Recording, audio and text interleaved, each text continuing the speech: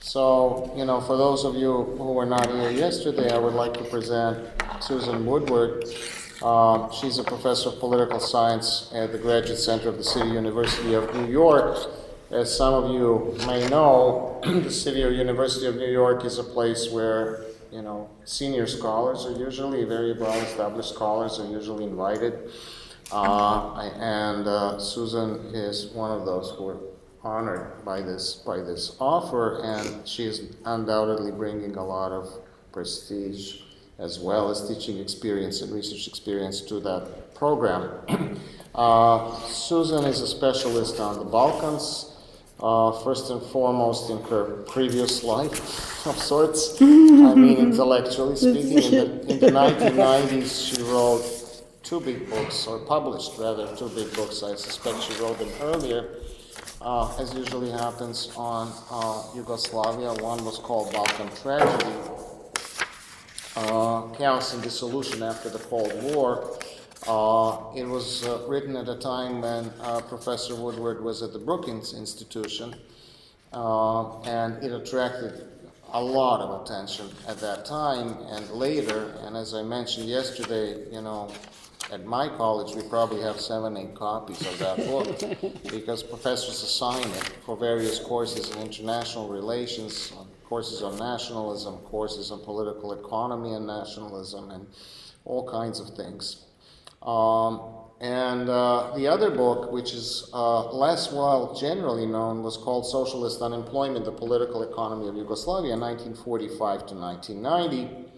And that was a real deep scholarly work. It analyzed phenomena that were unique to the Yugoslav case, which was unique in many cases, but phenomena like unemployment, inflation, regional development and distribution, and the political consequences really of various changes over time that happened in Yugoslav economy and society, and with some important implications for the way the crisis of the state occurred in the 1980s, and how it was related in some cases to nationalism. In my latest published paper, I hear it's published, but I haven't seen it in the book. I haven't received it yet, which was on, the problems of Kosovo as a region in the 1980s. I quote Professor Woodward's work because she made a strong point how high rates of unemployment in Kosovo forced Albanians to develop specific kinds of social networks and find employment, whether through small-scale private business, whether in the rural or urban sector, or as nationalist entrepreneurs of sorts who wanted to change the whole situation of that population in the 1980s and its life chances. So nationalism was connected in her work to problems of political economy in a way that I have not seen done elsewhere, and it's very, very illuminating. Now, Professor Woodward worked in many, many interesting institutions, from Yale University to Mount Holyoke College to Williams College, the Brookings Institution, King's College, the Centre of London Centre for Defence Studies. She also worked for the United Nations Protection Force in 1994, which was established in Bosnia. She has immense international experience with international organizations and in spheres of policy and policy making. So we are delighted to have her here at the European University, and let me thank once again the Consul of the United States, the Honorable Thomas Leary, and also all the staff, Mike and Jana, who are here and who made this visit possible. Professor Woodward has published a book. We unfortunately don't have the physical copy yet, called The Ideology of Failed States: Why Intervention Fails. And in yesterday's lecture, she told us about the problem of a definition of a failed state, the origins of the term, how it spread and to the point and became common sense to the point that the definition itself became meaningless in her rendition. And she suggested a number of ways about how we could think about this alternatively, in alternative frameworks.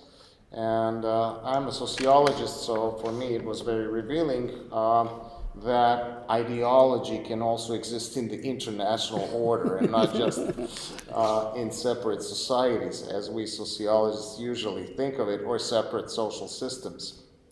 So I won't go any longer, but I will say that today she will talk about the myth of liberal internationalism, real-time narratives on external state building. And we have a discount flyer for the book, so you can pick it up later. And I'm going to move to the audience, and your thing is already set. Okay. Thank you, Rector Woodward. It's such a pleasure to be here, I must say. I'd like to make a preface about the book, Balkan Tragedy. As an academic, I think we often have, disparaging might be too strong, but we tend not to think that the public in the United States is much interested in our work or the background to foreign events. Balkan Tragedy is 400 pages and another 100 pages of text. It became what is called a bestseller, which means 250,000 copies within 2 months of its publication, and it's still selling. These were not university students buying this book. These were ordinary people wanting to understand what was going on in Bosnia and Croatia and Macedonia in the early 90s. They would go to their local bookstores and buy it, and I would get calls all the time from people who they really wanted to understand. It really changed my understanding of, I don't think I was negative about the public, but I was surprised and pleasantly surprised at how people really wanted to understand. So my focus this evening is on international interventions to end civil wars, primarily by helping to implement a ceasefire or peace agreement and then build a sustainable peace. Because these countries are also labeled and perceived as failed states, for some it was what caused their civil war, for others it is the result of civil war, though you've now heard that yesterday I criticized that concept and don't like to use it.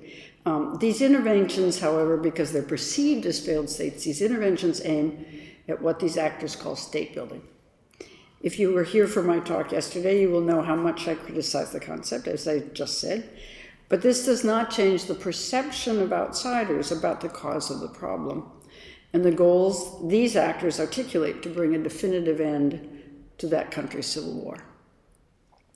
In the literature on these peacemaking and peace-building external actions, usually under United Nations mandate, but not always, and by literature I mean both academic analyses and policy literature, and policy-oriented analyses, and policymakers' own analysis and discussion, there's a consensus that these interventions represent a worldview of Weltanschauung and what they call an ideology of liberal internationalism. That is, all of these various actors are said, there are many different kinds, all of these various actors are said to be driven by a commitment to transform countries into liberal democracies and market economies. And in turn, these sets of institutions, they assume, will create a sustainable peace. Roland Paris, who first identified this common focus on creating liberal market democracies with this label, divides liberal internationalism into two components, political and economic. The political component of democratization means elections, constitutionally prescribed limitations on executive power, on the exercise, of governmental power, especially on the executive, and a respect for civil liberties, including freedom of speech, assembly, and conscience. The economic component entails marketization, movement toward a market-oriented economic model, liberalization, that is to say, significant reduction in any government regulation of trade, prices, incomes, welfare policies, such as education, health, and so forth, and measures more broadly to minimize government involvement in the economy, and, as the ideology goes, to maximize freedom for private investors, producers, and consumers to pursue their economic interests. Those of you who were here yesterday know that when I use ideology, it means I don't agree. There is a separate strand in these analyses of the international approach to transforming countries where they intervene, but it's not in conflict with the concept of liberal internationalism, but rather emphasizes the model of the state that's at core. Not political and economic regimes in the sense of democracies and market economies, but rather what they call a Western-style Weberian Westphalian state. This emphasis is on a rational legal bureaucracy, considered necessary to government performance, and a government's monopoly over the legitimate use of force in a country along the lines, as this label already will tell you, the ideal typical state that developed in Western Europe over the last 500 years, since Westphalia, and analyzed by the sociologist Max Weber. As I say, these two analyses of international practice are not in conflict, rather they exist together.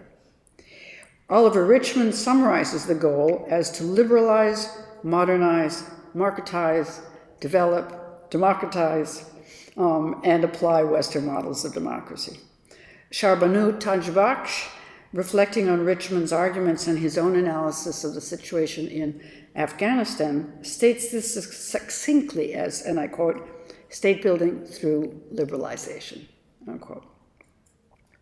I believe I'm correct that Roland Paris was the first to characterize this international approach as liberal internationalism, first in an article published in 1997, and then with much attention in his book titled At War's End, published in 2004. But one might argue that Francis Fukuyama, in his famous essay of 1989, and then the book that followed of 1992, titled The End of History, already made this argument, but without the label.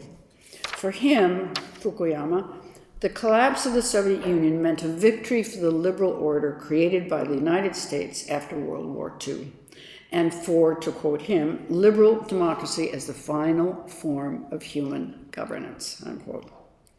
The Soviet and socialist alternative was dead, and a liberal democratic market order had won. This total victory, with the collapse of rivals, meant there would be no competitive forces driving history from now on. That's why he said the end. Another version might be that of John Eikenberry's argument in his book After Victory, published in 2001, but forecast already by his articles in 1999, that characterizes the sum of U.S. institutions created in 1944-9, the Bretton Woods institutions of the World Bank and the International Monetary Fund, the United Nations, NATO, the Marshall Plan, and therefore eventually the European Union and the Organization for Economic and Cooperation Cooperation and Development that grew out of the Marshall Plan. All these institutions, according to Eikenberry, created a liberal international order. Although Eikenberry is talking about the international system, his argument has implications for a domestic system based on liberal internationalism as well. His argument is that international orders are created by victors after international wars to ensure the victor's dominance, but the order itself's subsequent stability depends upon whether the victorious power or powers, because his argument is supposed to be historically true all the way back to the beginning of time, constructs an order that also imposes credible constraints on its exercise of that power, such that those subordinate to it accept this order. That's what makes it stable. He also argues that this 1944-49 order continued to structure and stabilize the post-Cold War order. He might even be heard to say that the Cold War, the rivalry with the Soviet system and its allies, and the institutional aspects of that bipolarity were irrelevant to the character of the international system, either during the Cold War or since then. It's the US system that structured the world and mattered, he argues. Martha Finnemore, in her book, The Purpose of Intervention, makes an argument that is even more directly relevant for us. A centuries-long tradition of major powers, she writes, is to create domestic orders, that is to say, to reconstruct entire states and societies, that they, the major powers, consider necessary to international order. Any international order, she continues, is based on two normative conceptions. One, what she calls the mechanisms for maintaining international order, and two, I quote, the kinds of domestic rule conducive to international stability and order on which intervention is based, unquote. In the post-Cold War era, she argues, the mechanism is multilateralism. And the domestic rule relates to both kinds of governments and kinds of society, with very particular connections to that government. In other words, liberal democracy provides both aspects. The World Bank, beginning in 1989 to 1995, you heard me about this last night, has contributed in particular to this agenda with a mantra and ideology of what it calls good governance, that has become a slogan so widely used that it has become self-evident without speakers asking what it actually means. Namely, a particular neoliberal concept of a state, economy, and society known for the World Bank economists. What is particularly interesting to me in this idea of liberal internationalism is that it has become a consensus as much because of its critics. This use of the idea of a general framework for intervening parties to criticize it is not in the international relations literature, such as my references to Fukuyama and Eikenberry, but it does dominate the literature on international intervention in domestic orders, primarily the field of peace studies. Third-party negotiation to end civil wars, peacekeeping operations, peacebuilding, and state building. Liberal internationalism in this literature is not a straw man, but a very real problem, say the critics. The widespread, almost universal failures and inadequacies in actual countries of intervening actors to build stable peace, democracy, and productive economies, as the framework of liberal internationalism would aim to achieve, lies, these critics argue, in the inappropriateness of this ideology to the task at hand. That was the motivation for Roland Paris. He openly accepts the goal of liberal internationalism. He does believe they should be moving towards liberal democracy and market economy, but he argues that both of these components, the political and the economic, are conflict-producing and highly destabilizing at the very moment when the task of intervention is to reduce conflict and build harmony after war. His proposal is to build institutions before liberalization, but his institutions are still within the ideological framework of liberalism, I would like to tell you. A British school of people now all gathered in Manchester, having left St. Andrews in Scotland, like Roger McGinty and Oliver Richmond, goes further, that what countries trying to end civil war actually need is what they call conflict transformation. And liberal internationalism, they would argue, is an enemy of conflict transformation. And then there is a third group, very large and diverse in their specifics, of people who study actual countries, who show how alien and destructive of local traditions, mechanisms for conflict management, and local power relations this agenda is. Some, like the Australian group researching Pacific Ocean cases, argue for what they call hybridity. Combined, they argue, the Western Westphalian state, which they think is necessary for international exchange in the contemporary world, but with customary mechanisms that work better for conflict management, how people have always, even traditionally, solved and prevented conflict. Others, like Taj Bakhsh, among many others working on Afghanistan, show how much active resistance there is among local actors to this agenda. And one might add how diversionary international interveners are in relation to what needs to be done to bring peace, stability, and performing economies. In discussion, if you wish, I can tell you a lot about this in relation to Bosnia-Herzegovina. While I agree with these critics and their substantive criticisms, that if outsiders were promoting this framework of liberal internationalism, it can explain much of the failures they encounter. I propose that this argument of liberal internationalism is a myth. I do agree that this is what international intervening actors think they are doing and supporting. In other words, as I was arguing yesterday, it is an ideology of social action. But if you look at what each of them as organizational actors are at least doing, it's not liberal internationalism. They may all, according to Finnemore's argument, also believe that liberal governments and societies are the basis for international stability and order.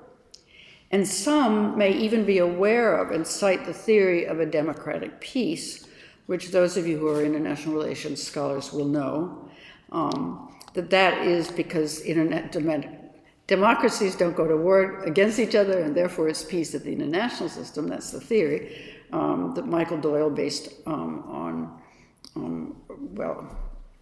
Kant and many other things. And some actually even argue as the basis of the approach liberal internationalism. They do not, however, as I say, act in ways that further this apparent agenda. We can only learn this, however, by careful ethnographies of intervenors' actions in country. What do they actually do? Let's begin with Finnemore's first component, the mechanism of multilateralism.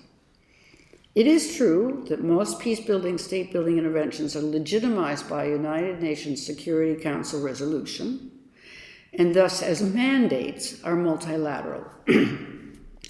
Even those that are done by a coalition of the willing, such as NATO without UN authorization, are also multilateral.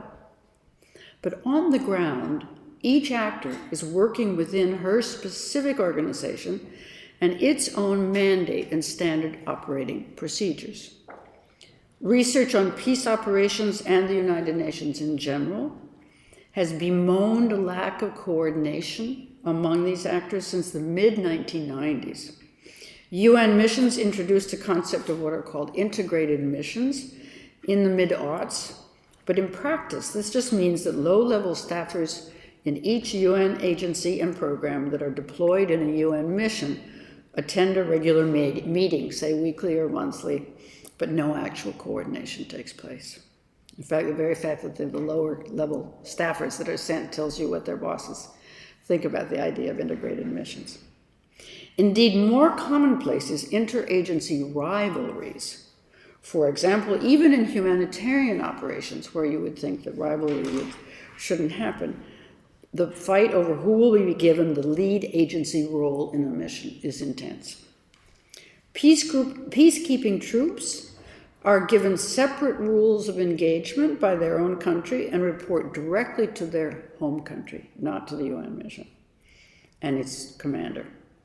The Organization for the UN Transitional Administrations in Kosovo, called UNMIK, the United Nations Mission in Kosovo, that's the acronym, or Timor-Leste, UNTAYET, were even 4 parallel but autonomous pillars, each led by separate, functionally defined organizations. In the case of Kosovo, the European Union had the pillar for reconstruction and economic development. The UN High Commission for Refugees had a pillar for humanitarian programs, which was then replaced a year later by the UN Rule of Law agencies for police and justice. The Organization for Security and Cooperation in Europe had the pillar for democratization and institution building. And the UN Department of Peacekeeping Operations, DPKO, had the pillar for civil administration. This configuration was repeated for Timor-Leste because the people who designed UNMIK in UN headquarters also designed UNTAYET. Then there's the World Bank and International Monetary Fund, each very powerful in peace operations. Although bilateral development donors, such as the US Agency for International Development, the Swedish agency, SIDA, Canadian SIDA, the British Department of International Development, the Dutch, Norwegians, Danes, all of these very important in terms of the money they commit and the development projects they design in this context of post-conflict development. they all defer to the terms negotiated by the IMF and World Bank for a country's budget, and use those constraints in those negotiated settlements from the fund and the bank as a ceiling for their own work, they otherwise each run their own projects. Then there are the so-called new donors who are not affiliated with the Organization for Economic Cooperation and Development's 23-member Development Assistance Committee, such as from China, Brazil, to Saudi Arabia, and thus who even reject any idea of collective action and principles led by Western powers. I said so-called, by the way, because people like the Saudis or Chinese have been in the game forever, but they've just been recognized by these Western agencies, so they're called new. France and Saudi Arabia were fighting intensely for several years over who would provide the water system to a Muslim-majority town in eastern Serb-majority Bosnia called Gorazde. In Haiti, France, Canada, the United States, and the UN police mission, which was at the time led by an Australian who had previously been in Kosovo mission, competed over police reform models and influence continuously. Political party assistance is provided by party foundations, such as the Friedrich Ebert Stiftung, Konrad Adenauer Foundation, and Heinrich Bull Foundation for the CDU, SPD and CDU and Free Democrats, respectively, in Germany, and the International Republican Institute and National Democratic Institute for the United States. And they also have individual projects that reflect their own partisan and philosophical perspectives on political parties, electoral laws, and party systems. Think for a moment that Germany is the proportional representation system and the American is majority, just to give you a sense of the difference. My favorite may be the report by Stefan Hensel of 45 different international actors engaged in police reform in Macedonia and Albania. And when there was a call for coordination on the argument that, quote, overlapping projects, clashing institutional reform policies, duplication of training programs, the provision of the same service multiple times, duplication, and the use of contradictory models of policies, unquote, required some coordination, even more actors joined this group of 45.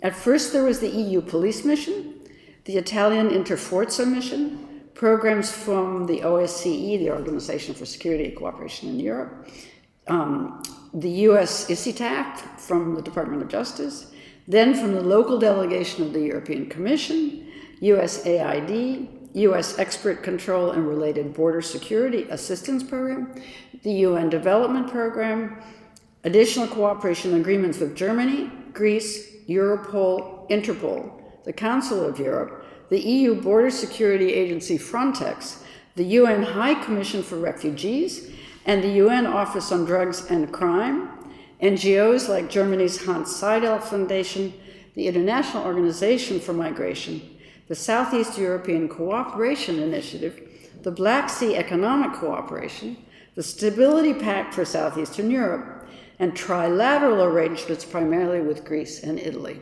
Remember, this is just police reform in two small countries. Then with the call for coordination, the World Health Organization, UNICEF, individual states including Denmark, the UK, Austria, Italy, Germany, the US, the Czech Republic, Greece, France, and Sweden, and at least 4 local Albanian non-governmental organizations joined. Needless to say, the consortium was not effective given national egoisms, theft of project ideas, and competition for the most prestigious reform project. To give some other examples, in South Sudan, 3 years before independence at the end of 2008, 28 donors were operating with 376 individual projects. The same year in Cambodia, there were 30 multilateral and bilateral donors with more than 1,300 separate projects. In Mali, there were 40 donors. In Mozambique in 2005, there were 43. In Afghanistan in the period 2005 to 2010, 67 countries and external organizations had field offices in the country. The task of coordination by then is then left to the countries themselves, even though they're trying to deal with bringing peace to their country. But they have absolutely no leverage over outsiders to do the coordination. Turning now to Finnemore's second purpose, the domestic orders these international actors are creating, ostensibly under the ideology of what I'm now calling a myth of liberal internationalism, you can yourself begin to imagine what these very large numbers of disparate actors are doing on the ground. They are pursuing the particular goals of their own organizations and their own countries. Before I overwhelm you with details, however, I first challenge the idea that there is a common framework to these interventions at all. In an analysis of state building in the Balkans, in the countries that emerged from the end of Yugoslavia, that I wrote for a symposium of the Berghof Foundation in Berlin on the critique of Western Westphalian state models and the need for a hybrid approach, as I told you about by the Australian Centre for Peace and Conflict Studies. And by the way, this idea of hybridity took off. Everybody now refers to hybridity. I used what comparative politics methodologists going back to John Stuart Mill call a similar systems design, because all of these new countries were once part of the same country. We can hold their systemic starting point as a control, except of course for their different economic endowments. Their outcomes vary greatly, however. This variation enables us to look at the exogenous variable of international intervention as a possible explanation for the variation in outcomes. And indeed, I discovered that the international approach to Slovenia, Croatia, Serbia, Montenegro, Bosnia-Herzegovina, Macedonia, and Kosovo varied greatly. For example, whether their state was accepted as already Weberian and treated as such or not, whether human rights provisions, particularly for minorities, were required and monitored or not, how much economic liberalization was required, whether elections were allowed to go forward under local control or were heavily organized and monitored, whether the results of elections and referendums were honored or rejected, whether governance reforms of centralization or decentralization were required, whether international transitional administrations were deployed or not, and if so, how long they remained. This is among countries that had the same system at the beginning. How to explain this variation in intervention to countries that began in the same place? In my analysis, I proposed several possible explanations. If you want the reference, I can send it to you. But tonight I simply make the point that there was no common framework of intervention towards these countries' political and economic systems where, if there were such a thing as liberal internationalism, one would expect a common framework and approach. For you here, this virtue of real cases for controlled comparison among new countries that had been a part of the same Soviet system and experienced since then various forms of international intervention are also, like Yugoslavia in my case, a gold mine if you wish to exploit it for comparative research on international intervention in this region.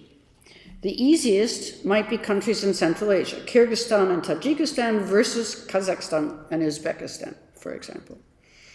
At an invitation to think theoretically about the developments in Ukraine in October 2014 at the New School for Social Research in New York, I compared the international response to the crises in Yugoslavia in 1991 to 1994 and those to Ukraine in 2014 and found, to me, quite upsetting, amazing similarities, as if nothing had been learned. Variation in action and outcome is even more extreme within countries. Each actor is focusing on her own organization's mandate, as I said earlier, not on some overriding framework or set of principles. In addition, these actors tend to be specialized sectorally. They own the sector in which they work, in their focus and their projects on the ground. The complaint in the field is that everybody's working within silos and doesn't talk to each other, but it's sectoral that's important. It also is geographic, but mainly sectoral. Military security, in the sense of professionalized armies, but also counterterrorism and intelligence. That's usually the US. Civilian security, including but not always combined with police reform, judicial reform, and human rights. Public finance, including the foreign trade regime, customs authorities and border security, procurement and operations of the Ministry of Finance, commercial banking and law, separate social policy programs in education, health, or 8 of the Millennium Development Goals. We'll see now whether the Sustainable Development Goals that began last year have the same effect. Each of these sectors by different people according to different frameworks. In addition, each actor is working within her national traditions and designing specific programs accordingly. This is likely to ignore local customs and also other external actors' traditions in the same sector. For example, in Afghanistan, the United States took responsibility for military reform and sought to design a military like the US, as they also did in Liberia and Bosnia. Germany focused on training police according to the German system. The Japanese took control of demilitarization, but in the Japanese style. Italy did judicial reform, which included writing an Italian-based criminal procedure code, even though Afghanistan is an Islamic state with very different judicial traditions. And the UK took responsibility for counter-narcotics. In Haiti, France and the US competed for control over design of the judicial sector. I heard a report from a journalist just 3 days ago about the debate at the UN Security Council about whether finally to terminate the UN mission in Haiti, which they say they're going to do in October, but then you know there's always going to be a follow-on that we do. And the journalist said, now they can start focusing on police reform. They've been doing it since the early 90s. In aid to Poland, France and the US competed over decentralization versus centralization. You can guess who chose which, according to their respective systems and values. In Mozambique, the new fad among intervening actors to circumvent the state with what they call community-driven development. You may have heard about it yesterday, where donors don't want to work with the state because they think it's failed. So they go to a locality and they convene a group, an assembly of, not through the local government, mind you, that would be working through the government, convene a group of local citizens and say, here's a pot of money, decide what kind of projects you want to develop. But this idea then led in Mozambique, and I can tell you about the origins of this and how bad it is anyway, this approach was then introduced in each province of Afghanistan by why am I saying that? I mean in Mozambique, by a different actor. UNDP had one program, one province, Sweden had another province, and so forth, each with a very different approach. There's much more to describe of the individual actions of these actors on the ground, representing their organization's mandate and interests, but I want to move now to a specific problem of most of these intervening actions that contradicts the idea of liberal internationalism, their anti-democratism. When we speak of liberal internationalism, the economic aspect of Paris's 2 liberal components is dominant. The World Bank, the IMF, USAID, the US Treasury, are all extremely active and influential in the liberalization goal on the economic component, including privatization of enterprises and especially land, which is almost everywhere highly contentious for people in countries like Mozambique. If any of you know the literature on civil wars, conflict over land is one of the main causes of civil war. So the idea that you would then privatize it is doubly problematic for building peace. The IMF successfully chooses who will be the Minister of Finance so as to find someone who agrees with the IMF's policies. Along with the US Treasury, its pressure to create a private banking system and an independent central bank, all liberal principles that, again, economists who work on trying to build peace will say is exactly the wrong thing to do at that moment, seems to succeed everywhere in the sense of having that as the policy. The same seems to be true about liberalizing trade, cutting tariffs, allowing the free flow of capital, despite the horrendously bad consequences for these countries. The role of the IMF and World Bank in designing procurement policies and offices that implement them is also disastrous for local firms, giving full advantage to outsiders in terms of the procedures for procurement. And no country can borrow either from the IMF and World Bank or privately from capital markets until they make an agreement with the IMF on how to retire their existing debt, even though in almost all cases this is what is now called odious debt, that is to say, debt incurred, I can't say the word, incurred, thanks, by the pre-war regime that was most often actually authoritarian. That's often why it's called odious, and led to the Civil War in the first place. This debt negotiation with the IMF may, and often does, take at least 5 years before any money can flow. And it includes a raft of what we can call liberalizing reforms to a country's finances and institutions. Then there is the accompanying requirement of a poverty reduction strategy paper with the IMF and World Bank, and according to their guidelines and their veto, if any provision is not in their agreement, which then becomes the national development strategy for a new country. The PRSP, the Poverty Reduction Strategy Paper, was a concession that the World Bank and the IMF made to Jubilee negotiators to try and get debt relief in the 1990s. They say, okay, we'll forgive some debt if the countries will then do this supposedly participatory strategy paper, but the guidelines all come with a big thick book from the World Bank, and both IMF and World Bank often veto what people in the country have proposed. We can discuss, let alone the fact that you would want, if it's democratic, the country to design their own national development strategy, but this is not what happens.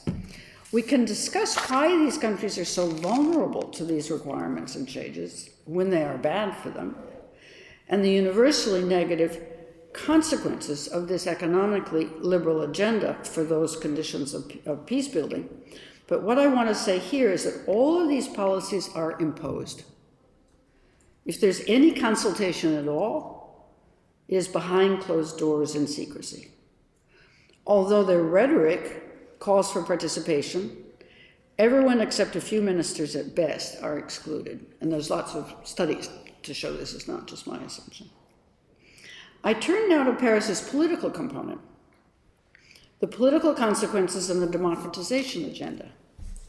This too, when we look at the actions of individuals and their organizations, is anti-democratic and even in many cases anti-liberal. First is the dominant diplomatic approach to ending civil wars through third-party mediation between and among sides to the wars, which is called power sharing. The idea is that if there's no decisive military victory in a civil war, but negotiations instead between warring parties, third-party mediated, outsiders come in to help. And the shift from civil wars ending by military victory to being negotiated, or what Paige Fortner calls a draw that then invites third-party mediation, was already up to 70% in the first 90s, 1990, 1999, and even more so now. But this idea of power sharing is that you need to get all parties to agree to cease fighting and move toward a post-war peace. And the power sharing, that is to say, giving each warring party an office, portfolio, and role in the post-war government, will create peace. They will share power. This idea, I will tell you up front, is in practice a total disaster. Maybe not 100%, maybe 98%. You only need to look at South Sudan right now, if any of you are following the case of what a total tragedy that is, to see why that was an absolutely predictable consequence of a power sharing agreement. But what I want to stress here is that this is not democratic at all. It rejects the idea of political competition and electoral turnover, that citizen voters should decide their government. A second aspect of the dominant external approach to state building is to hold elections very fast, very early. There's a rich literature about why this is not a good idea, most of it based on real country experiences. But the problem is rather that this focus on elections has nothing to do with building democratic regimes. Rather, these outside interveners cannot act at all without what they call sovereign interlocutors. I talked about this a bit yesterday. A legitimate partner, locally, to give consent to the intervention, in fact, on a regular basis over time, to sign agreements for their actions, memorandums of understanding, status of force agreements, and so forth, and to be held legally accountable for all international actions, aid, and so forth. Elections provide what they would consider legitimate authorities, but legitimate in a legal sense of accountability to outsiders. That this has nothing to do with the domestic democratic role of elections is confirmed by the many occasions when internationals reject the outcome of local elections, when they do not like the outcome. Rector Vujicic can tell you about Republika Srpska in Bosnia, and you all know about the case of Hezbollah. Or even the speed with which these elections are held, that does not allow for laying the necessary conditions of democratic elections, information, campaigning, even voter registers, and real choice. Another example comes from the World Bank. Barbara Conable, as president of the bank, speaking in September 1991, he preceded Wolfenson, who began in 95, at the opening session of the annual meeting of the bank and the IMF on development economics that year, warned that, quote, if we are to achieve development, we must aim for growth that cannot easily be reversed through the political process of imperfect governance. Think about what Churchill said about democracy. Sumi Nakai's research on Tajikistan shows that the priority of the IFIs, both the bank and the fund, to macroeconomic liberalization after the peace agreement in Tajikistan enabled Rahman both to ignore the negotiated power-sharing agreement of the peace agreement and to exclude from both political and economic power the wartime commanders and opposition forces who had agreed to peace and that agreement. Rahman was able, with the IFI agreements instead, to consolidate authoritarian rule.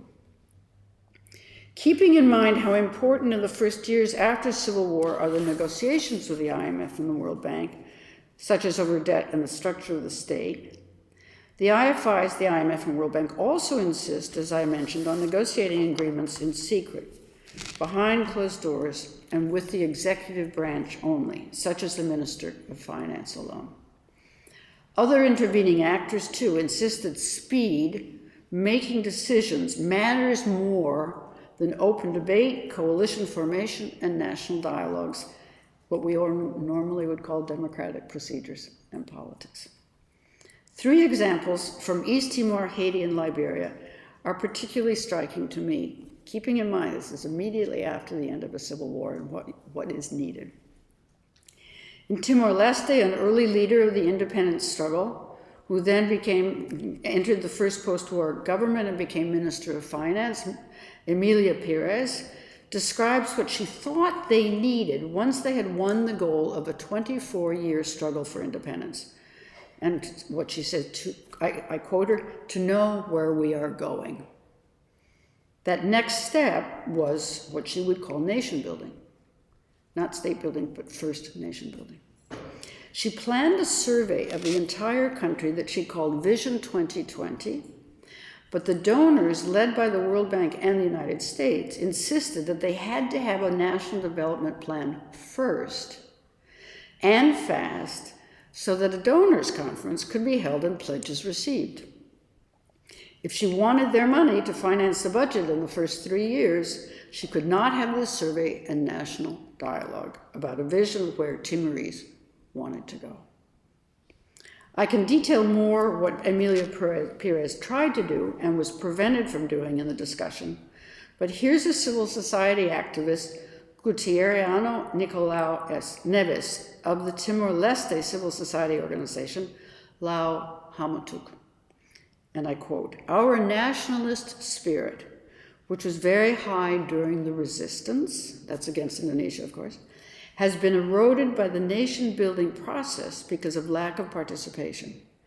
And in the end, our sense of ownership of our state has been whittled away little by little." In Haiti, Sabine Manigat, a distinguished Haitian journalist, also from an important political family, also argued that the country needed a national dialogue before the international community pressured for quick elections. What the late head, he was killed in the earthquake, of MINUSTA Political Affairs calls hit-and-run democracies. But internationals showed no interest in this national dialogue first. Haiti remains in a stalemate today, 10 years after that conversation I had with her. Amos Sawyer, president of the interim government of national unity in Liberia from November 1990 to March 1994, that was between the peace agreement and the elections, also argued strongly at an internal seminar at the UN in the spring of 2005, before the scheduled elections for that October, for the necessity of a countrywide dialogue to develop a sense of what he called shared community in Liberia, prior to these first post-war elections that were scheduled by the UN mission, so as to interrupt what he called a 25-year cyclical pattern producing repeated violence and governmental breakdown. UNMIL, the UN mission, said no. Elections must go on as the UN had scheduled. He was only asking for a delay. And that has to do with his idea that you need to rewrite the Constitution, and I can talk about that later. But even when these actors insist on participation, as the World Bank and IMF do with the formulation of a poverty reduction strategy paper, which, as I mentioned, is obligatory to be able to borrow from them and on capital markets, researchers have shown that they routinely exclude members of parliament, that's also political parties, trade unions, women, line ministries, rural groups, and marginalized groups such as the poor. This is research done by distinguished economists at Oxford. It's quite reliable. So much for democracy, including the special role that liberal internationalists assign to civil society groups and democratic accountability. As for bilateral development donors, their aid projects are always designed by them, in their headquarters, not by people in the country they are aiding. Aid is donor-driven, not supply-driven, or one might better say not need-driven. Then there is the actual harm done to a core principle of liberal internationalism, human rights, by the World Bank and IMF policies, according to the research by Abu Harb and Singranelli. Studying World Bank structural adjustment loans in 131 countries between 1981 and 2003, it's quite comprehensive, they find that in the year that a World Bank loan is received, governments improve their protections of human rights, apparently, according to these guys, to impress bank officials. But then in the next 2 years, in the face of the austerity measures required by the bank program, the governments reverse their respect for human rights and worsen human rights practices. Sonia Cardenas finds the same with IMF programs. Her causal chain, to quote her, is, and I quote, "Structural adjustment leads to violations of economic and social rights, which engender domestic instability, in turn producing greater state repression and abuse of worker rights," unquote. George Downs and Bruce Bueno de Mesquita analyzed cases of military intervention in internal intrastate conflicts between 1946 and 2001, and find that if a country, where the intervention is taking place, if a country's democracy score is low at the beginning, any intervener from a democratic country may raise the score modestly and symbolically. But if the country had a higher degree of democracy before the intervention, it is most likely that the intervener will unravel substantially important aspects of democracy. The same result occurs, they find, if the UN is the intervening party. Autocratic interveners, by contrast, make no change in the extent of domestic freedoms in the country before they intervene. Seems counterintuitive. Van Hamsen and Robert Mendeloff. It's okay? It's all right. Van Hamsen and Robert Mendeloff identify a debate within the intervening community, what they call a nation-building debate, over priorities. There are three camps: security firsters, slow-track democratizers, and fast-track democratizers. One would expect that liberal internationalism belongs to the third camp, fast-track democratizers. But in fact, everywhere, security firsters are dominant. We can see, in fact, that they have won in the field. Already by 2002, the idea that these... It's okay, you want to fix it? That's okay. Already by 2002, the idea that these interventions are stability operations, that's an American military term, but it's used by everybody, starting with the British. These stability operations began to replace peacekeeping, peace building, state building, nation building, and democracy promotion over the next few years. Although, as I say, I believe this shift occurs first with the US military, it also takes place not much longer at the United Nations. That is, while the primary actor in these interventions is the military, and their goal is simply to stabilize the situation on the ground, what the peace literature calls a negative peace, they should not be deciding policy as military. Nonetheless, civilians began to concede to stabilization and not democratization and state building, or as the US tends to call it, nation building, it's the same thing, as well, in the face of disillusionment with the developments in Iraq and in Afghanistan, and one could say Liberia, Haiti, Congo, Cambodia, I could go on. While it is probably the case that the United States was leading this shift, as I said, it was shared with all its allies. The UK, the Dutch, the Danes, the Germans, for examples. It's most obvious in Afghanistan, but everywhere they're together. You will also see that the title of every United Nations peace operations intervention beginning in 2004 is Stabilization Mission. Haiti, the Democratic Republic of Congo, Mali, the Central African Republic, just to give you examples. In conclusion, I would raise two issues for wider discussion. First is about the ideal of liberal internationalism. At a recent symposium on the rise of right-wing populism in the UK, the US, the Netherlands, possibly in France in a few days, Jack Goldstone, an American sociologist expert on revolutions, argued that US President Donald Trump, at least, is a symptom of a larger phenomenon, what Goldstone calls, quote, a colossal disappointment with the status quo, dominated by an image of liberal democracy as an idealized norm that has failed people across the world, unquote. If there is indeed a rejection taking place within countries against liberal democracy and liberal market economics, and we certainly know that there have been many reversals of the democratic resurgence that we saw in the early mid-90s, and it was celebrated by Francis Fukuyama, what does that say about the international project of existing organizations and actors? Second, if I am correct that liberal internationalism is a myth in practice, why do you think that people, scholars, policy analysts, politicians, to declare it their goal and common framework? Why the myth? Why the consensus about it? Why the repeated declaration that this is what guides international interventions? What's the purpose? Thanks.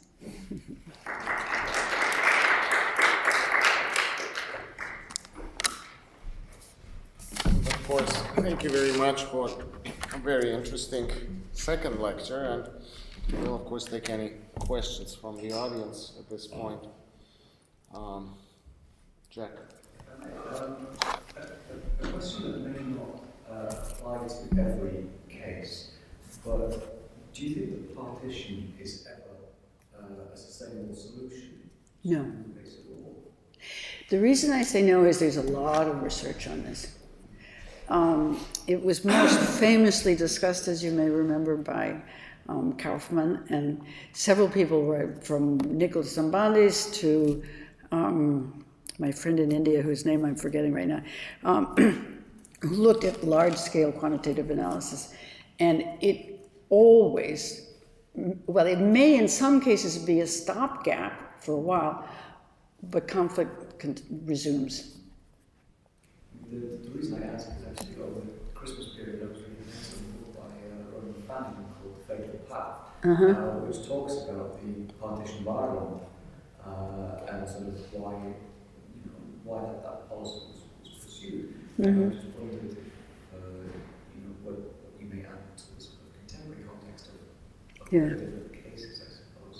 Particularly, obviously, when you see South Sudan emerge as an independent nation. Yeah. On the right. South Sudan is a disaster. I mean, I wouldn't call the South Sudanese referendum on independence and then gaining independence as partition. I think that it's a secession. And in the end, Khartoum agreed to it.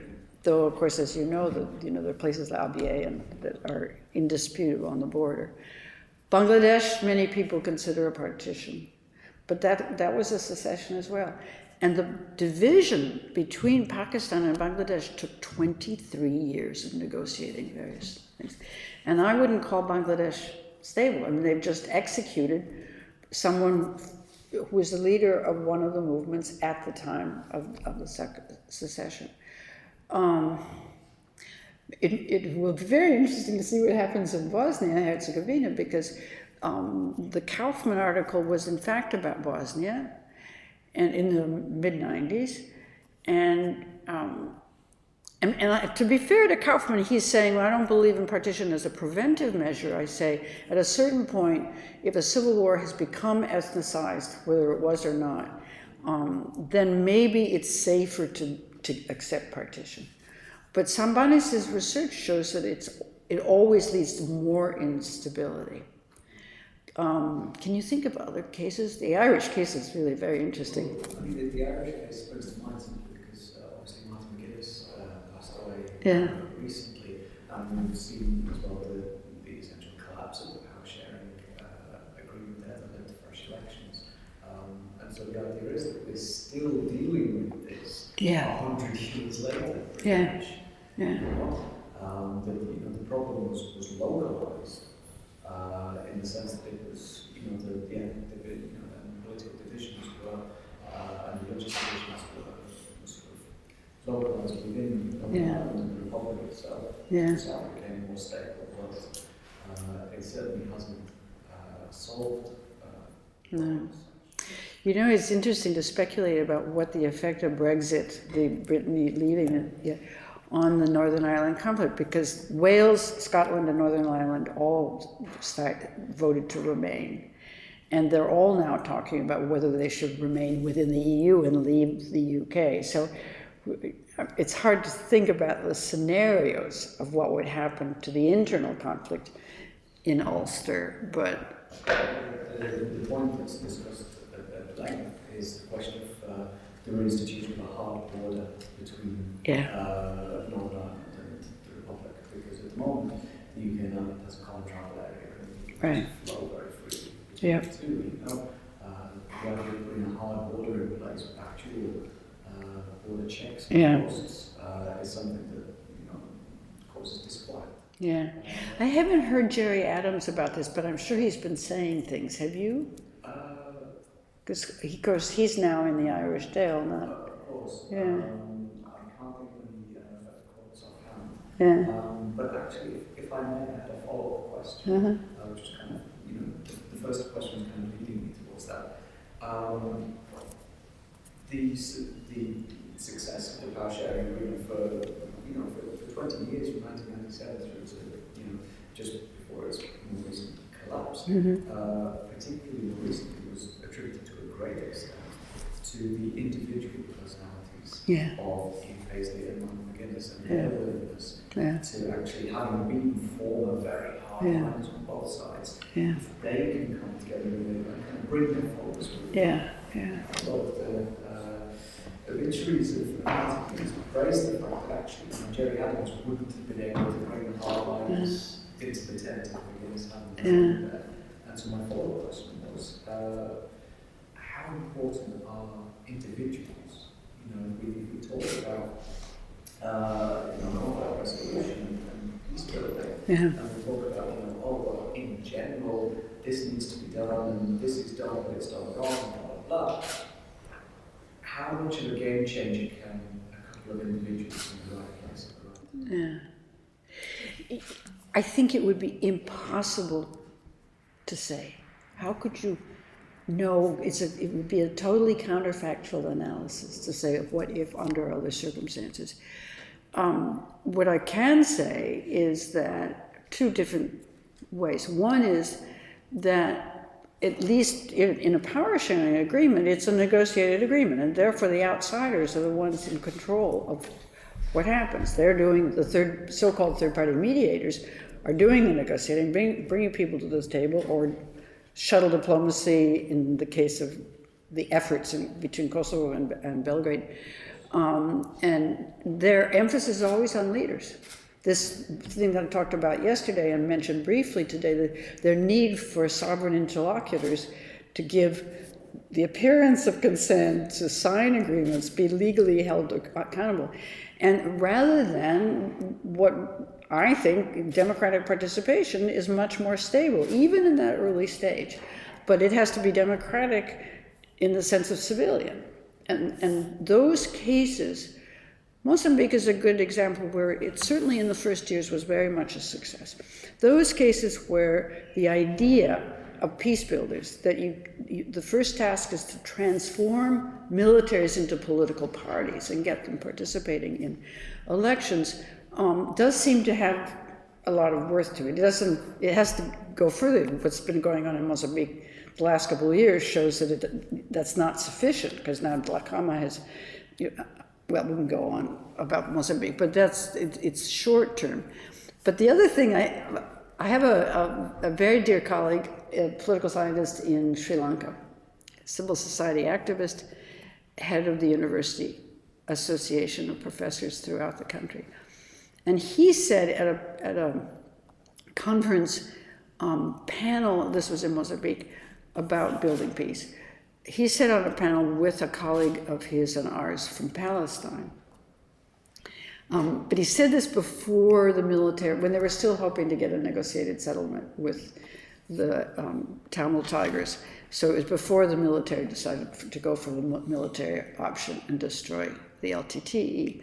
And he said, once a conflict has become ethnicized, is about national self-determination and rights, and therefore building a state, the only solution is creative leadership.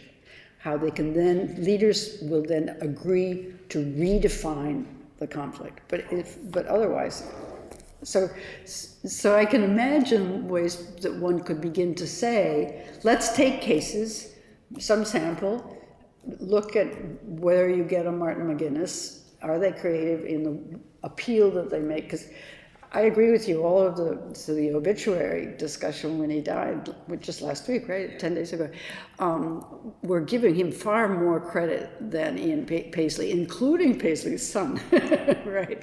So, but it would be interesting to see, take a couple of cases and see how does their rhetoric change in order to get the populations on both sides. I mean, it's easier when a power sharing agreement is two sides.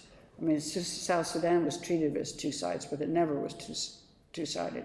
And in fact, my colleagues in Kenya who were specialists on South Sudan blamed the United States for pushing the referendum and agreement and the power sharing agreement, the agreement for independence and when to go, and the power sharing agreement, because, as they say, they completely misunderstood the conflict. They thought it was only two-sided. And now we see that, of course, it's not only two-sided. So you still need a sufficient analysis of what the case is. I have a question, rather an observation. Then I'll give the floor to you, Ivan. To me, you know, without knowing this literature, you know, some of the, you know, empirical findings don't come as a striking surprise. I mean, I didn't know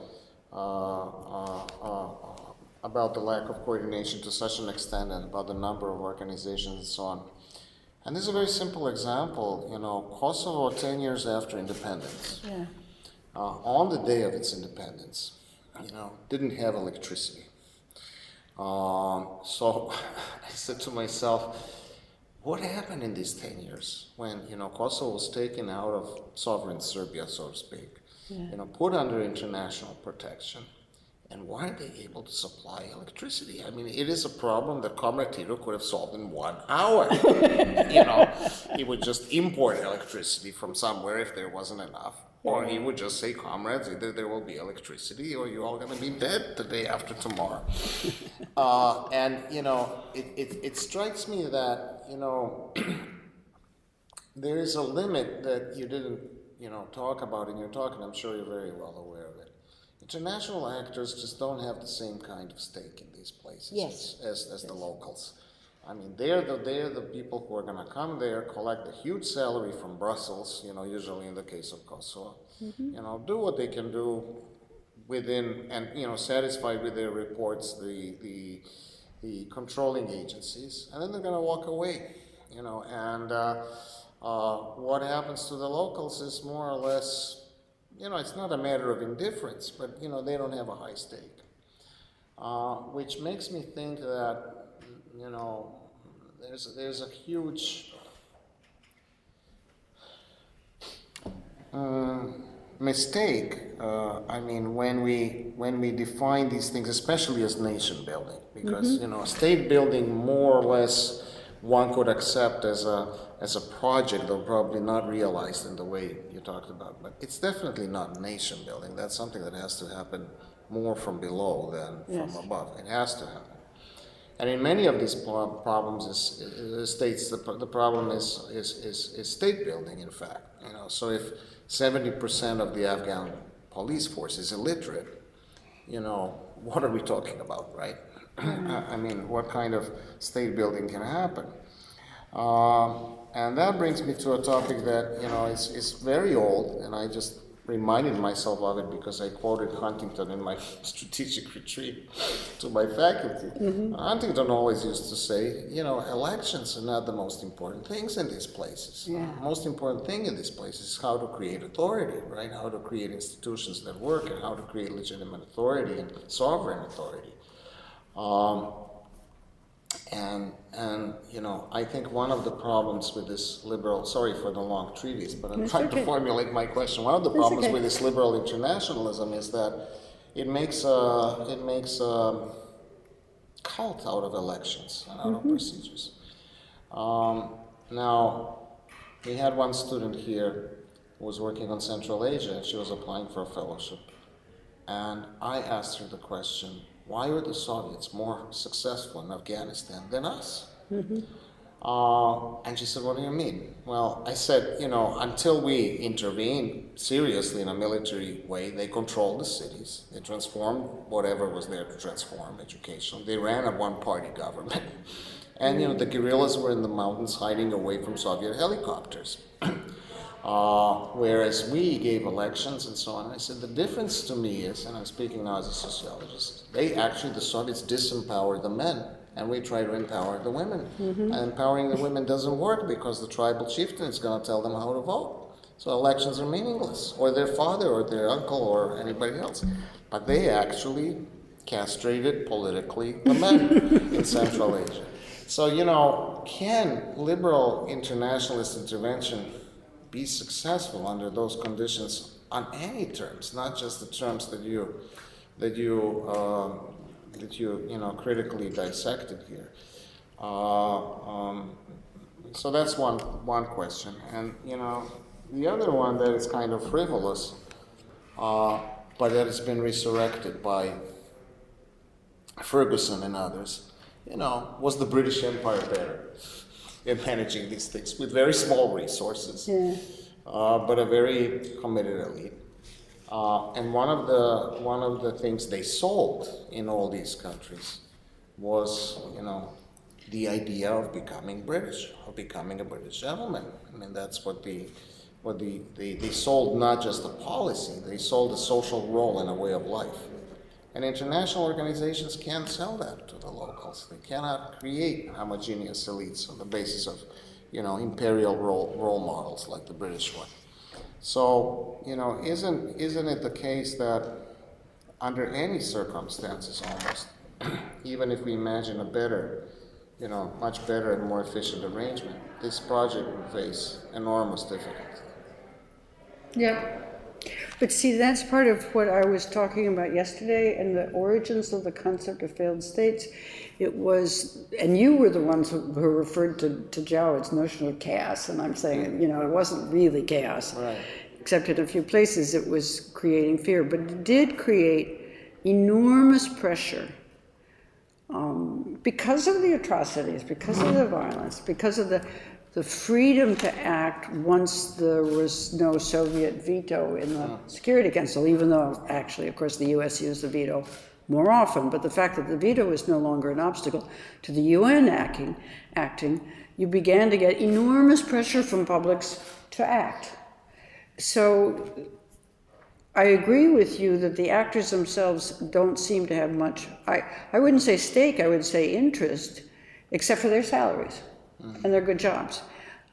Even worse, if you talk to people in most of these countries, whether Bosnia or Liberia or Timor-Leste, the sense of insult that the people who are actually on the ground in these various agencies are 22, 23-year-olds.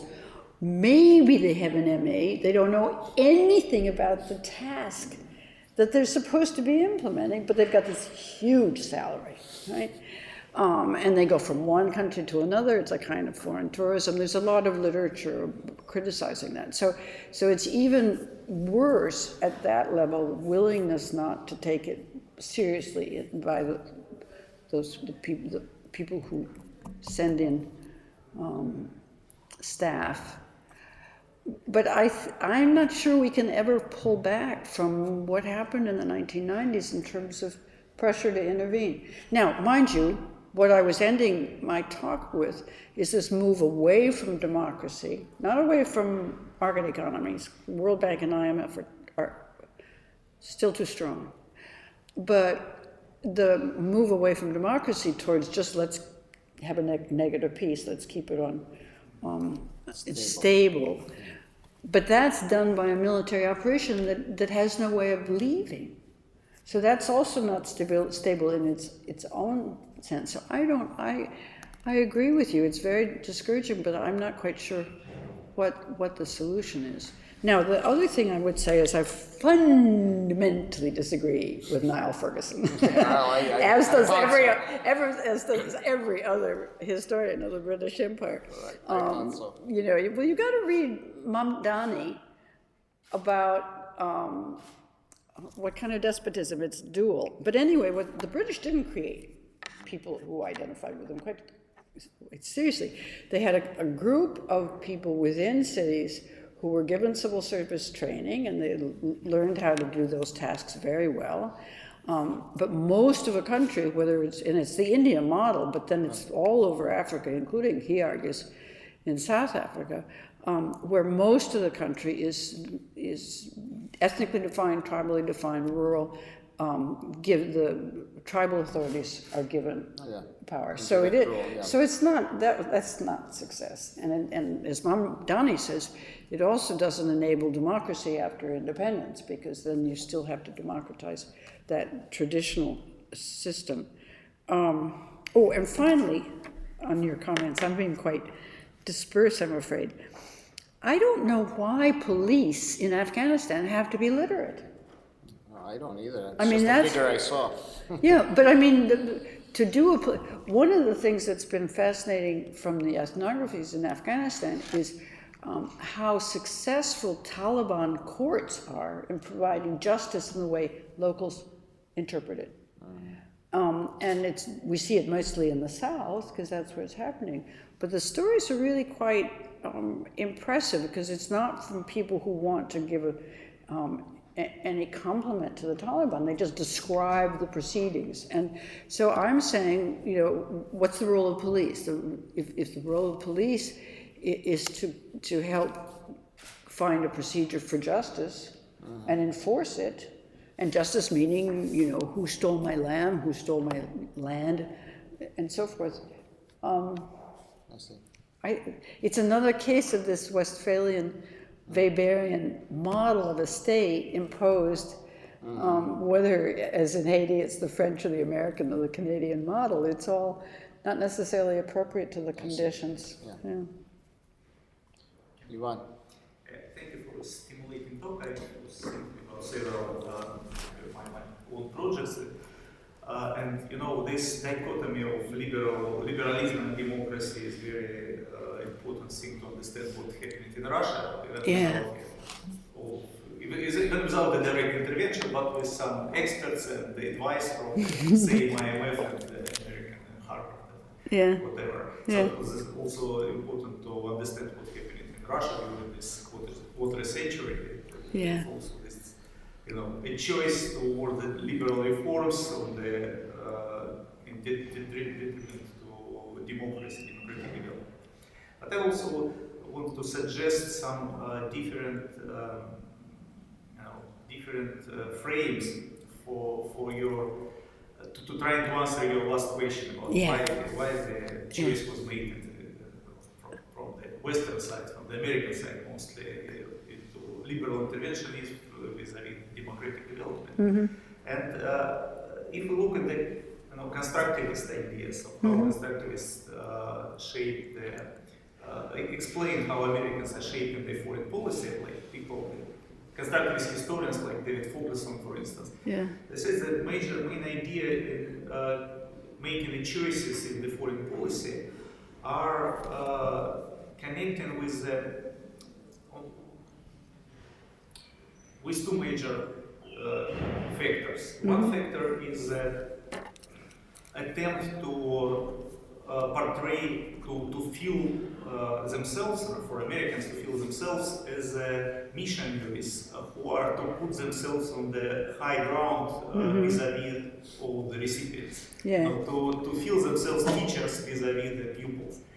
And making the choice, the most important thing was to find some ideas or features which makes Americans superior. I mean, if there is a question of democracy, most of the recipients were the countries which just broke with the authoritarian past. And to teach democracy means they already democratic. Maybe it's not a good democracy, but they already feel themselves democratic. But they are not liberal in terms of from American point of view. So to teach liberalism, it makes the difference of potential in liberalism is much higher and much more visual than in democracy. So the choice is made, choice was made in terms of American feeling of superiority. And the second factor is actually the domestic problem. Usually, making the choice in foreign policy decisions, again, in these big programs of foreign policy decisions, which should be, of course, covered by media, politicians make the choice, keeping in mind the home agendas, And there is no such agenda in the United States, well, until recently, as a democratization. It's something which American had long before. Okay, now with Trump we have another wave of this discussion, but not in the 90s. Not in the 90s when all that happened.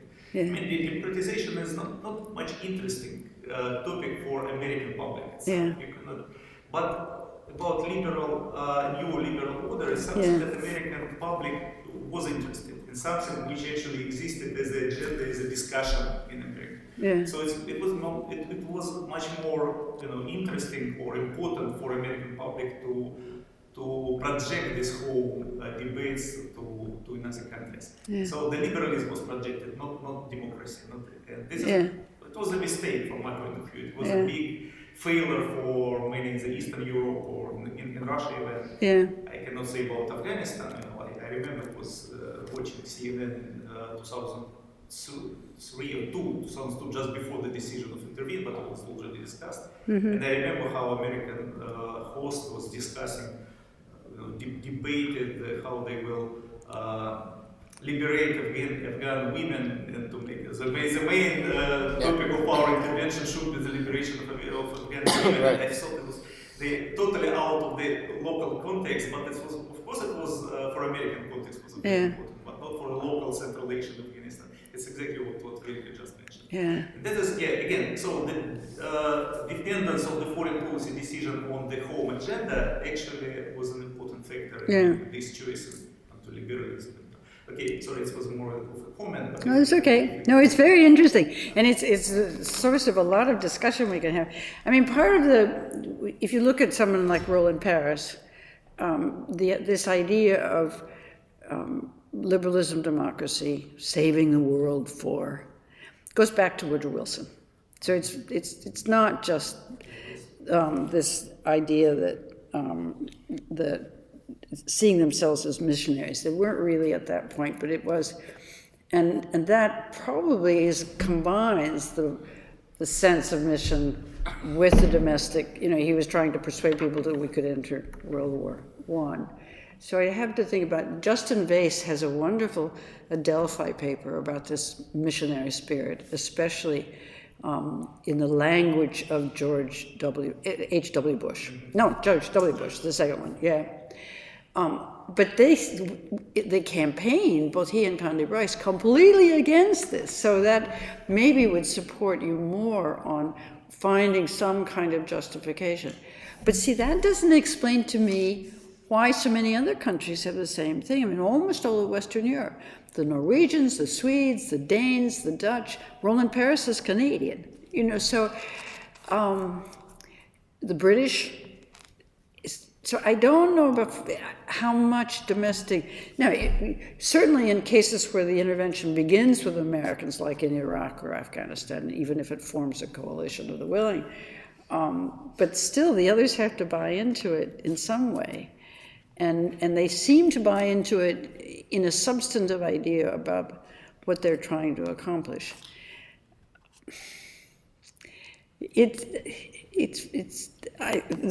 That was something. Did you feel that Europe ever had its own separate opinion about it? It looked like back in the 90s. It looks like the United States is so uniform leader that everybody just joined the tail and joined the. I don't know, maybe well, in the case we'll disagree, but it looks like only during Iraq war there was some disagreement in Europe. Began to criticize America, but before that, they felt okay.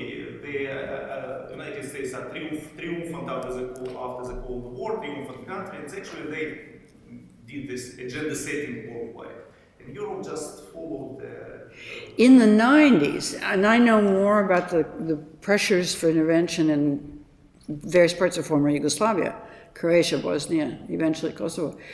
Americans weren't, certain ethnic lobbies like the Croatians were pressing, and then the Bosniaks, the Muslims in Bosnia and Herzegovina, learned from the Slovenes and Croats that you buy yourself a PR firm and then, but they didn't have much of a domestic base. It's true that the Albanians from Kosovo have very active in New Jersey and New York. But in the 90s, most of the pressure for intervention, serious came from British activists and from French activists. And even look at the Libya thing, that was the French pressuring. So I don't think it's true. And Clinton came in, he campaigned against George H.W. Bush on the argument that he should have been doing something in Bosnia. But the minute he comes in, he completely reverses to the Bush position. So there wasn't a lot of interest in intervention. The more interesting part about the US is it does tend to say, we're only going to go, it's more on the Republican side, but it's also on the Democratic side in the case of Clinton, much more inclined towards going only where they have a strategic national interest. And most of these cases are not strategic national interest. Iraq, Afghanistan, yes, but none of the others. And I don't think so. I mean, sure. Audio context is very important because, particularly 94, 95 in the Balkans, members of Somalia are still very fresh in American minds, I think. And I would imagine, during the second half of the 90s, there was an absolute reluctance on the part of Americans to even think about putting boots on the ground in the Balkans. Yeah, I mean, the military committee at the UN that was trying to get the US to provide resources so that they could do the intervention in Rwanda to support the troops that were already there, when Dallaire knew what was going to happen and Clinton said no. It wasn't even that they were asking the US to send troops at all. It was just resources so that they could supply the UN troops that were there. It's really quite appalling. I mean, I know the people who were making decisions on the UN side very well. Yeah, I think it's a good. The Somalia thing is actually the politics of it, and maybe this is much more important than whatever domestic-based public pressure there is, or even some kind of legacy of Wilsonianism that's there, is the competitive party politics. We went to Somalia because Clinton had already won, but it was December. And he wasn't, of course, going to be inaugurated till 20th of January. And George H.W. Bush agreed to send us to Somalia. And it was completely poorly designed by the Marines that went in. But also, who was particularly active in that case? Bernard Kouchner, the minister, the guy who created Médecins Sans Frontières, but at this point he was the Minister of Humanitarian Affairs in the French government. So this was really just Bush giving it to Clinton and handing him a problem. And he also handed a problem to Bosnia because he refused to do anything but humanitarian activity in Bosnia, and then all of the anger about that was putting enormous pressure on Clinton. So the sort of competitive partisan politics at the presidential level is fairly... European, speaking as a West European, the sense that I get is that there was quite a bit of sort of shame and embarrassment in Europe, really, as a European sort of inability to intervene decisively and prevent bloodshed in the Balkans. In the Balkans? Through the 90s. I'm surprised you say that, because remember the Bosnia, I mean, the UN and EU together negotiate a ceasefire in Croatia, which facilitates then a UN Security Council resolution to send in troops to protect the UN areas that are pending political settlement, right, in Croatia. But the troops are deployed to Sarajevo. Sarajevo is supposed to be the headquarters for the Croatian operation. And once Nambiar got there, he realized that logistically this was a disaster, so they had to leave. And then so that's like February, no, it's March. And it's Mitterrand who then flies into Sarajevo airport to embarrass everybody, US especially, but also the UN, that the humanitarian convoys weren't able to deliver humanitarian assistance to the Bosnians. And that's the beginning of the UN operation within Bosnia. So I don't know if the Europeans, I mean, they were doing a lot of stuff. This is really not my sphere. I'm taking this just from bits and pieces of academic literature and bits and pieces of media reports, I suppose. Yeah. But the very idea that it took heavyweight American diplomacy to bring the war in Bosnia. Oh, you're now talking about the ending the war in Bosnia. No, well, I would say that there is certainly a feeling of retrospective impotence at not preventing the massacre of Srebrenica. Yeah. But I would say a combination of that, like, you know, an inability in short order, let's say, to... But it's very important that you use the word retrospective. Oh, certainly. Because what in fact was happening was the French and the British were taking the lead on the troops. They were doing magnificent work on the ground, and the ending of the Bosnian War did not come from Holbrooke's negotiation. It came from Rupert Smith's strategy in Bosnia, and it was brilliant. But he's such a modest man, he won't take credit for it. So I've written this, you could read in my article in the UN Security Council and War volume that Adam Robertson and his colleagues put together. But it's actually very interesting that I don't have any answers, but I do agree with you that there was a lot of Europeans saying, why couldn't we do this? Why? But it was the Americans saying, it's only us who can do it. The only way in which that's the case is once you decide to end the war the way the Americans decided to end it, then having a single decision maker makes a difference.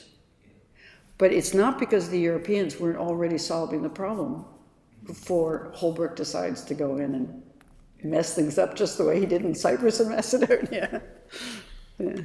I just had a comment, if I may. I think that, Iran's question made me think about that. It took Europe a very, very long time to start recognizing what happened in World War II.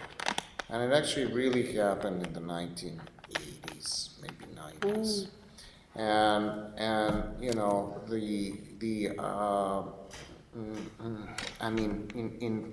In the particular case of France, actually Russians can be proud because the publication of Gulag Archipelago in 1973 practically destroyed the Communist Party in many ways. And actually, it transformed some of these left-wing philosophes, like Levy, who later become the big spokesman for the Libya intervention and the Bosnia intervention, right. Transformed them into human rights activists. Before that, they were all vague Marxists of sorts, and so the knowledge of that, and so the transformation is slow. And in the 1980s and 90s, with the EU kind of consolidating, especially in the 1990s, there's the new European narrative that, we don't kill people anymore. That's what we did before, Right. and minorities are sacred because look what happened to the Jews and so on, and the Gypsies and so on, and everyone else in World War II. So that has to come to an end.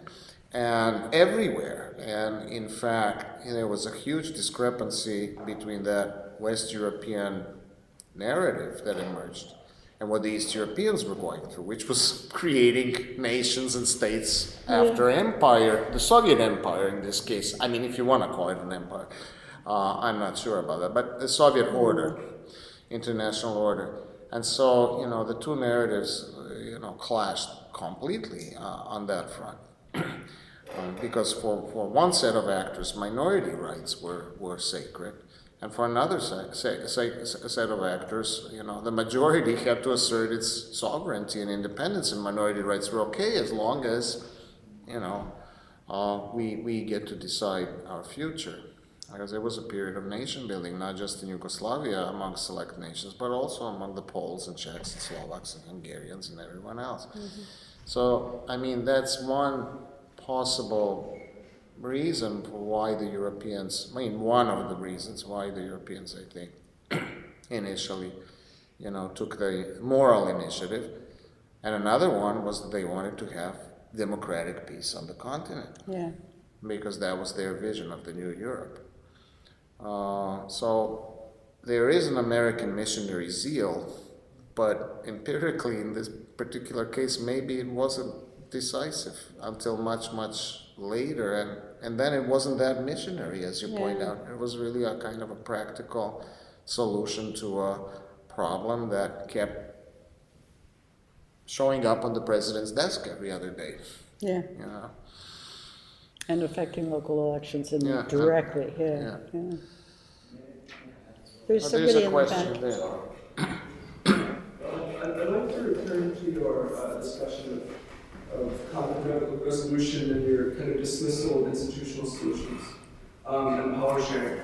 And I think it's easy to, you know, call the power sharing consociationists undemocratic.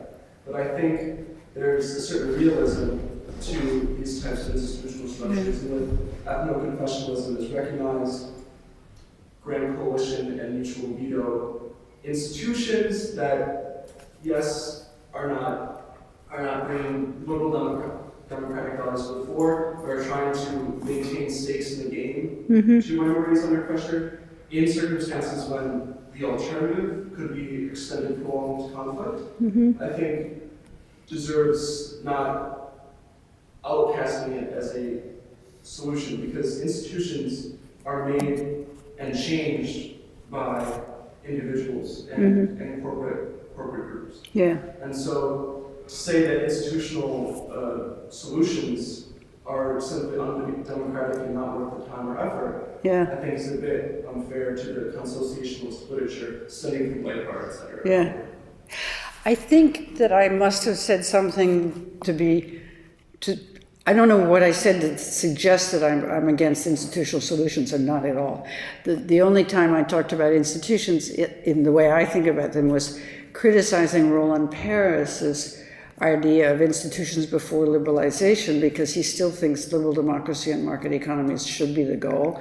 And the institutions he wants to introduce, to me, are so neoliberal that I know that the critics of liberal internationalism, with whom I agree in terms of explaining the mistakes that get made, not in terms necessarily of a solution, but of what the consequences have been, are correct.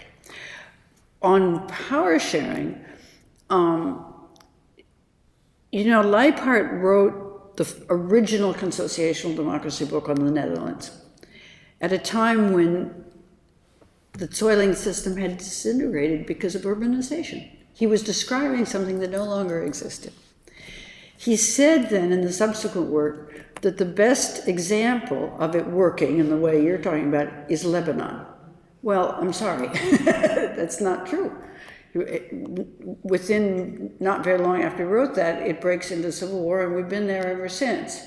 The power sharing, to the extent that you've got a consociational agreement in Lebanon, it's what's preventing any kind of forward movement if you exclude the neighborhood, which is a bit of a problem for Lebanon. So we don't know of any cases where that has actually worked. There are lots of other power sharing ways of doing things too. All I want to say is that in the cases of third-party negotiated civil wars since the early 90s, where the dominant diplomatic approach is power sharing of the particular kind, that you take the heads of every warring party and you give them a ministerial portfolio, has in all cases I know empirically proven a disaster, including the fact that it leads to some of the worst patron-client relations, because every warring party then wants to control the ministry and get as big a budget as possible to employ their people. That isn't any kind of, the idea of consociational democracy in the Netherlands was this elite cartel would lead to compromise at the elite level. Well, that doesn't happen in any of the cases we know about. So it may well be that in the Netherlands, you remember from his original book that this power sharing agreement of consociational democracy begins in 1901 when there's a huge destabilizing fight over education in the Netherlands. And so the idea is, instead of trying to have a common education policy for the country, every group, the socialists or secularists, depending on how you ask them, the Catholics and the Protestants will each have their own schools, and we won't try to put people together. As I say, with urbanization in the 60s, that's no longer, effective. So I think the idea of a fight over education, which is an important one, it's a part of national identity and nation building, but it wasn't a violent conflict. So I wouldn't agree. But the fun thing for you is there's quite a lot of literature of empirical cases that you can look at if you want to pursue this idea. And for all we know, it could be the design. I mean, diplomats aren't very good at reading academic studies, so. That's part of my point is that institutions are designed. Yeah. Therefore, there's no sort of determinism to failed systems that diplomats agree on. Yeah. We can be creative and come up with alternative solutions. But with your patron-client relations, it's very interesting as a phenomenon. But let's say, of course, it's very difficult to speak in counter examples and alternative histories, etc. But thinking from a peacebuilding perspective, institutional paralysis and patron-client relations versus further genocide, from a realist perspective, it's a dangerous fool's task to compare. Well, and I would also say that South Sudan is patron-client in the way that with each groups retaining their military and the brutalities of the last 3 years has just been incredible. So it's not, I wouldn't say it's genocide yet. Some people think, I have a Kenyan friend who was about 4 months ago trying to get me to talk to people at the UN and the US because he really was convinced that's where we were going very fast. But I wouldn't, there wasn't anything peaceful about that, the patronage networks with, as long as you keep the, but there was something, I know what I wanted to say about your understanding of institutions. Donald Horowitz, who, as you know, has the alternative idea about not consociational democracy, but cross-cutting cleavages and institutions. His idea is in fact much more pro-institutions of the kind of electoral system, kind of parties and so forth, that will give incentives for people to work across, create alliances across ethnic lines, was invited by Fiji at the end of the Civil War, about maybe 10 years ago, I'd have to check my dates, to give them advice on how to write a constitution.